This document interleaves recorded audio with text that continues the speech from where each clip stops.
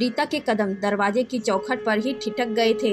हाथ से चाय छलकने वाली थी जब उसने सुना कि उसकी सास उसकी ननद सीमा से कह रही थी, अपने ही घर में मेहमान सी हो गई हूँ मैं, बस इस एक कमरे में पड़े रहो, खाना मिल जाता है, कपड़े मिल जाते हैं, पर मजाल है कोई मुंह से एक बात कर ले, बस मुंह सिए पड़े रहो सारा सारा दिन।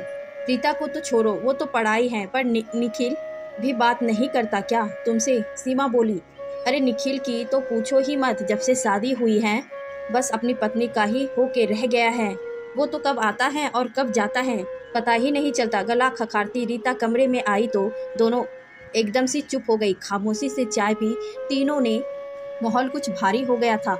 वो दोनों समझ रही थी कि रीता ने उनकी बात सुन ली होगी और अब वो गुस्सा करेगी, और रीता मौन हो गई थी। उसे अपनी माँ का ध्यान आया जो हमेशा उससे उसकी भाभी दिव्या की शिकायत करती रहती थी, और वो हंसकर समझाती उन्हें, अम्मा क्यों भाभी के पीछे पड़े रहती हो, हरदम अच्छी भली तो है वो, कर तो रही है तुम्हारा रीता की सास जानकी देवी 2 दिन पहले बाथरूम में फिसल कर गिर गई थी। उनकी हड्डी तो सलामत थी पर सारे शरीर में सहनीय दर्द था और डॉक्टर ने बेड रेस्ट की सलाह दी थी। जब से गिरी थी लोग पूछने आ रहे थे, उनका काम जो बढ़ा वो तो बढ़ा ही था, साथ में लोगों की आवभगत उन्हें चाय पानी पूछने देने का काम और बढ़ गया था। रीता का बेचारी ने भलम साहस दिखाते हुए ऑफिस से हफ्ते भर की छुट्टी ले ली थी कि सास ठीक हो जाएगी तब तक, लेकिन वो हर आने जाने वाले की लय से लय मिलाकर जिस तरह उसकी बुराइयां कर रही थी उससे वो बहुत हट थी। अभी परसों ही पड़ोस वाली भाभी जी से उसकी सास कह रही थी, अजी नाश्ता मिल जाता है इतना ही बहुत है, अब ठंडा गरम कौन देखता है। उसकी पड़ोस कान भर गई थी उसकी सास के, मेरी बहू तो मुझे बिल्कुल वक्त से गरम चाय नाश्ता खाना देती है, आपने बहुत ढील छोड़ रखी है, लगता है जरा कस के लगाम रखिए। सास ने उसकी हामी भरी थी और रीता के सीने में कुछ दरक गया था। वो चाहती थी कि उसकी सास उसके मान सम्मान को समझे, यही काम वो मेड से भी करवा सकती थी, लेकिन उसने खुद की उनकी सेवा करने का जुम्मा उठाया क्योंकि वो जानती थी उसके नौकरी करने की वजह से उसकी सास इग्नोर महसूस करती है। इस बहाने वो दोनों नज़दीक आएगी, पर यहाँ बात उल्टी ही हो रही थी। उसकी सास सही भी रहती पर आने जाने वाले जो भी मिलने आते कुछ न कुछ कान भर जाते और वो भड़क जाती।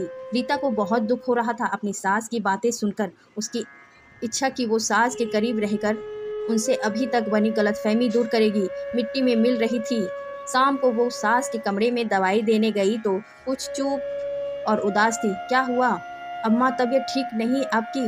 उसने शांत सुर में पूछा। वो फक फक के रोने लगी। रीता उनके पास गई। कहीं दर्द है तो दवा दूं? वो उनका हाथ पकड़कर बोली, मुझे माफ कर दे बहू। वो अभी भी रो रही थी, लेकिन किस बात की माफी मांग रही थी? अब वो अचंका हो गई। तो मेरे लिए कितना कुछ कर रही है, ऑफिस से छुट्टी ली, सारा दिन मेरे लिए सूप चाय दूध दलिया बनाती है, दवाई देने का ध्यान रखती है, लोगों को अडेट करती है, और मैं लोगों की बातों में आकर तुझे भला बुरा कहती हूँ। मैं बहुत बुरी हूँ। अरे रे, आपको क्या हो गया है? खुद को कोसिए मत प्लीज़, आपको समझ आ गया ये बहुत बड़ी बात है। बस तुझे गुस्सा नहीं आता कभी? तुझे मन नहीं करता मुझे भला बुरा कहने का? सास ने आश्चर्य से पूछा। नहीं, वो मुस्कुराई। दरअसल मेरी इच्छा ये तो ज़रूर होती है कि आप मुझे समझे, मुझे मान दे, इस का कि मैं आपकी परवाह एक बेटी की तरह करती हूँ। तो मेरी बेटी से भी बढ़कर है रीता। वो तो कुछ समय को आई और चली गई, उससे तो मैं नाराज़ हूँ। उसने भी मुझे तेरे खिलाफ भड़काया, जबकि उसे ऐसा नहीं करना चाहिए था। उससे क्या मैं खुद से नाराज़ हूँ? मैंने उसे वो संस्कार नहीं दिए जो तुझे तेरी माँ ने दिए हैं। रीता मुस्कुराई और कोमलता से बोली, माँ आप खुद को कोसना बंद करें, इस उम्र में अक्सर ऐसा हो जाता है।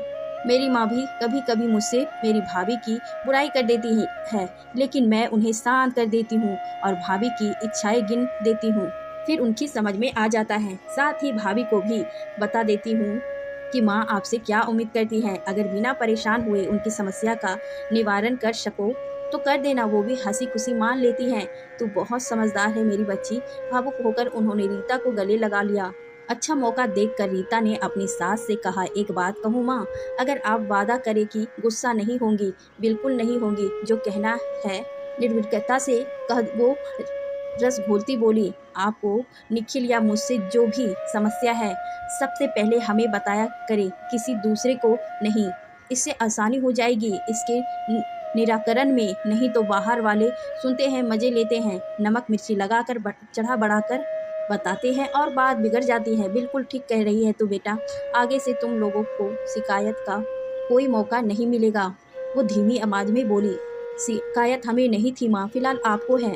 और मुझे बताएं, वैसे जहाँ तक मैंने आपकी बात सुनी, आपको अकेलापन खलता है। मैंने सोचा है मैं कुछ दिन की छुट्टी बढ़ा लेती हूँ। आपको एक खुशखबरी भी सुनानी थी। रीता थोड़ी शर्माती हंसती हुई बोली, क्या मेरे खेलने के लिए घर में खिलौना लेने वाली है तू? सास ने चहक के पूछा तो रीता ने शर्मा के पलकें झुका ली। आज सबकी शिकायतें दूर हो गई थी। माँ को पोता पोती मिलने वाले थे। रीता को उसकी सासू माँ का प्यार दुलार और मान सम्मान अब किसी भी आने जाने वाले की मजाल नहीं थी जो उसकी सास के कान भर सके। वो उन्हें मुंह तोड़ जवाब देती और बोलने वाले वहीं रुक जाता।